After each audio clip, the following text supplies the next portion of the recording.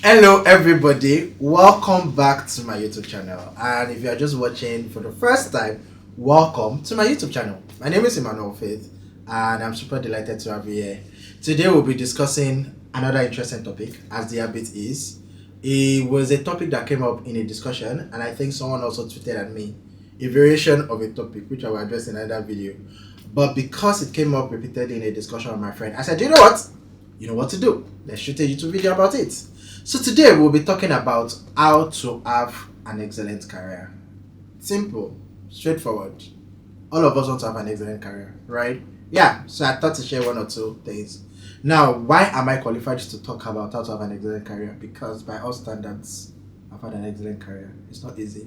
I graduated December 2017. This is May 2025. That's about 8 years. In 8 years, I've worked in about 5 companies. I don't know if that counts as success, but yeah, I've worked in about 5 companies. I have switched career twice. I have been in lead roles in the last 5 years, and I am a leading voice as far as my industry is concerned. So I think I have all qualifications to talk about how to have an excellent career or a successful career, whichever one you want to pick. Let's stick with a successful career. Before I start, you know the rules. Grab a bottle of water, grab a drink, and if you are doing no soda challenge, yes, grab smoothie or a bottle of water and let's roll.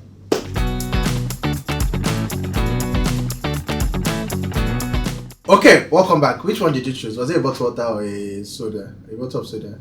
Bottle of water. Okay, good for you. Um, what's the first thing we should talk about when you want to have a successful career? Of course, to define what success looks like. For different people, and again, because I have a lot of friends who I think have had successful career and I'll be referencing them in this video, I have realized that success means different things to different people. When I started out my career in HR, I was in tax before, and you can watch some of my old videos, so maybe I would link some. But when I was moving to HR, I remember that one thing I highlighted was, as far as HR is concerned, I wanted to be one of the leading voices. That's number one. Number two, I know that Nigerians don't like HR. Yes, don't lie. I know you don't like us. When they gather 100 HRs and they are looking for one, if it's only one good HR that there is, it will be man of faith. And I think by all standards, in my very short HR career, I've met it. For some people, success is money. They just want to make a lot of money. They want to earn some figures, either it's naira, dollars, or pounds. For some people, success is actually working with a multinational. I have friends that immediately we finish economics in OAU like this, their first company was a multinational. Until date, some till they traveled to Canada or UK or US, they never worked with any Nigerian company. So what exactly is success to you? I feel like you need to define that. Is it working with a multinational? Is it making a lot of money? Is it being the leading voice in your industry?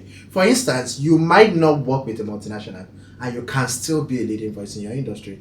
You might not work in a multinational, you can work in one small startup that is paying you mad ass money that, I'm sorry, the big four does not even pay, right? So I think it's very important to, maybe you've never thought about it, so ask yourself, what does success mean to you career wise? See, number one.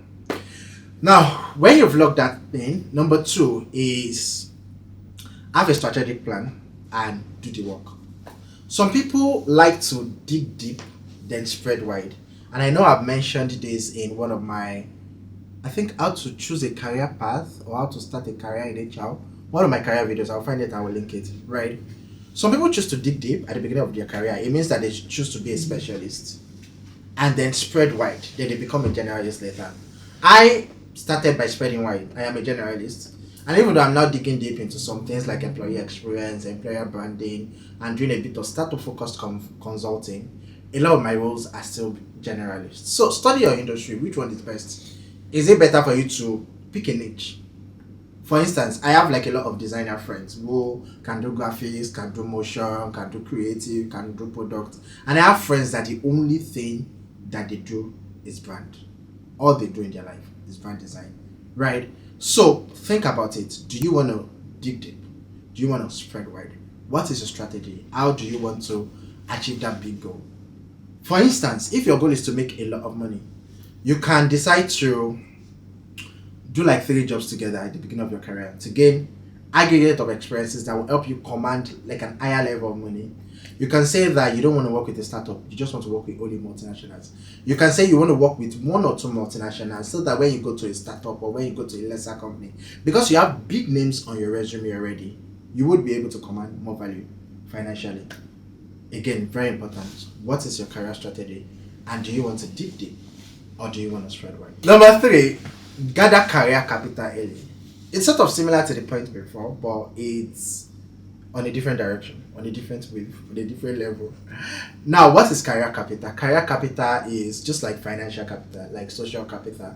Is the aggregate perception of excellence that people have of you. For instance, I used to joke, and it's not a joke, but I tell every time I onboard a new hire, or anytime I'm just with my friends, because I'm my friends therapists when it comes to career related stuff. I used to tell my friends and I used to tell my new hires that your first 90 days is one of the most important, crucial part of your career in the company. Why? Because whatever you do in the first 90 days sends whatever image or perception to everybody. So I always advise that you overwork yourself in the first 90 days. And I've done it and it has worked for me. I did it at General Electric, I did it at CareerWise, I did it at Bicarbon Media, I'm doing it right now at AfriChange. No, I've done it right now at AfriChange, right? Your first 90 days is super, super crucial because people form quick perceptions of you. And the interesting paradoxical thing about perception is that immediately a negative perception is formed, it's very hard to turn into positive. And it works conversely. When a positive perception is formed too, it's very hard to like turn negative. I'll give practical illustration. Everywhere I work, when I first joined, like I walk, like everybody will know that I'm working. Everybody close at 5 p.m. If you check in Slack, you'll still see me there. So people get a sense that this guy is an available person. After my 90 days, sometimes, for some whatever reason, if I log in at 11 a.m. and I close by 4, they do not think I'm lazy. Because in my first 90 days, I open my Slack at 8 a.m. and I don't close till 10 p.m. It's interesting because in my last 2 roles, I've had to like manage talent outside of Nigeria. So people in Canada are sending me a message at 10 p.m. and I'm answering them. And when I'm done answering, they're like, oh, but is it not 10 p.m. in Nigeria? I'm like, don't worry, it's fine. I know this was urgent, so I had to solve it for you. Months down the line, even if they send me a message during the day and I don't answer, they don't think that I'm not available because they remember that there are times that they sent me a message by 10 p.m. and I responded. Now, I'm not saying work overtime. Don't say it's in my friend that says we do overtime. I'm just saying that do overwork in your first 90 days. And same thing across board. When you work in places, okay, I'll get testimonials. When you work in places, when you work with people, when you take up volunteer projects, when you do a side gig, do good work. Do excellent work. Let people be able to say, oh my God, Victor is an amazing guy. Oh, that must have been a mistake. He will actually do a good job. Right? Let people be able to vouch for you. That's how you build your career capital. Number 4, which is sort of a similar point, is build social capital. So you've done the good work, right? People can vouch for you. Then build social capital. Have hangouts with people. Have coffee chat with people. If you work remotely, find out who are the most important stakeholders in that organizations and have a chat with them. Do you know that sometimes your line manager is not the most important decision maker when it comes to your career in your organization? It might be your line manager. It might even be another manager for another team that has more power than your line manager. And sometimes it is your line manager. So have virtual catch up with people. I've put a 30 minutes time on someone's calendar. If you work in hybrid, when it's lunchtime, don't stick on your laptop and be gossiping or watching OAU blog or whatever, Insta blog Niger. Actually have catch up with people. Get to know what people are doing and let them get to know what you're doing. It helps a lot. Like, except you don't want to do 9 to 5, except you are like a trust fund baby. If your way to make wealth is like to career, I mean, we've talked about defining what career success looks like for you, then it's important that you build social capital. Don't say no to responsibilities. Again, this is a very dicey advice to give, right? Because we're like, oh, does that mean I should take every job they give me? My mental health is in shambles. This. But I think that when you're, especially if you're watching this and you're like between 1 year to 3 years of your career, do not say no to responsibilities. Like, I mean, feel free to politely push back, and I think I have a video on, stakeholder management, but take up responsibilities as much as you can take. If you can't take, do you know the exciting about taking up responsibilities? When you push back, like nobody's going to come for you because they know that on a normal scenario, you would actually take up responsibility. I remember that sometime last year, my manager sent me a message in the morning and said, "Oh, Faith, you have to get this on, you have to get that, you have to get that." I'm like, "Hi, peace. These are the 7 things I'm working on right now. 1, 2, 3, 4, 5, 6, 7. Which of these do you want me to drop so that we're able to accommodate this your new request?" And she was like, oh my God, I'm sorry. Okay, let's put this, and this on hold and focus on this, and this. So you're able to take this. But I was able to do that because I'd already shown that I am happy to take up more responsibility. I think that at the beginning of your career, I'm not, if you're a mid-level person, you're a big boy already, you're a global tech talent, you already have Canadian PR, good for you. But if you're a mid-level person, or you're just starting out your career, I think that you should always say yes to responsibilities, as long as you know overwhelm you. The last point, okay, the second to the last. I know I've said second to the last. Document your work, guys. I'm advising you as your big brother, your friend, your HR. Document your work. It's not just enough that you do good work. It's actually very important that you document the work that you do. And if you're watching this and you're in Nigeria, like, it can be overwhelming because if your work is hybrid, for instance, and I'm saying hybrid, you people that didn't fully on site, God is your strength. I'm just saying hybrid because a lot of my friends do hybrid. It's easy for you to get caught up. You wake up, you have to chase traffic, you live in Yanapaja, you work at VI, or you live in Ikeja, you work at Lekki Phase 2, I know. But if it's to put 1 hour on your calendar, again, I have a video on productivity and I talked about how to use your calendar to optimize your career. If it's to put 1 hour on your calendar every Saturday and say, document wins for this week, and just have it there. And on Saturday, you think about all the time they told you, well done, great document, thank you, that was a great job, oh, well done for hosting this. Put everything inside one folder. It will help you not just to get a raise, not just to negotiate higher salary, but to help your career so that when you even leave that company, if someone calls you trash, just go back to your documents. If you want to move to an higher job title or higher role or something, go back to everywhere they've told you, well done, thank you, great job and everything. Document your work. Very, very important. And then the last part, learn to, how do I put this in one sentence? Show your value to the right kind of people. So one thing I've noticed from a lot of my successful friends, Pierre, Michael Inyolu-Oladele, Oyilola, Mo, like a lot of my friends working in different organizations, Nigeria, UK, US, Canada, is that not only do they do good work or do they document good work, they also show their work to people that matter. So, and people that matter do not necessarily have to be in your organization. They can be like a stakeholder in your industry. It can be a platform.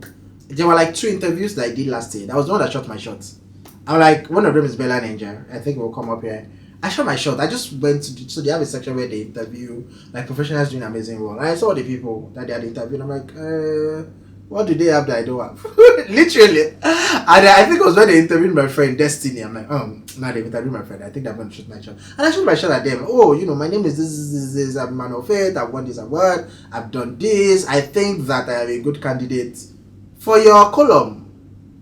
And they said, okay, let's have it. And I had my first publication on Bella Ninja. If you're gonna shoot a shot at Bella Ninja, maybe get them to publish you or something. I don't know how much they charge, but I worked at Big Cover Media, so I know that it's good money. And I got that for free because I shot my shot. So document your work and show your work to the right people. The right people might be a media person, the right people might be a media platform, the right people might be a big stakeholder. Shoot your shot to be a panelist on a big panel. Tell them that, I see you're organizing this conference. I see that you've recycled speakers over the last 3 editions. I think that I can bring this here. I've studied the theme of your conference. I have this expertise in this, and I think that I can add value to your conference. It's cringe, I know, but it is what it is. You're the one that wants to have a successful career, right? So again, remember where I started from. Do the work. It's very important that you do the work. You cannot talk about having a successful career if you're not doing the work. Know what career success means to you, right? For some, it's money. I wish that I added money as a definition of my success. Maybe I'll have more money now. I'll not be drinking Gary and eating Lomi and egg. But yeah, I think that I achieved my goal. I wanted to be one of the leading names in HR as far as Nigeria is concerned. And I am today by God's grace. So it's very important for you to define what career success is for you. Document your work. Ask for testimonials. Show your work to the right kind of people. There are probably a lot of other things I can't remember right now. But as you know, when I shoot a single video, it's straight up from my head. Yes, so if I remember other things, I would shoot a part 2. But I hope that you really enjoyed this. And if you have any question, please put in the comment section. I will try to answer it. Till my next video, I remain your friend, brother, ex, future boyfriend, and whatever you might offer it. Thank you.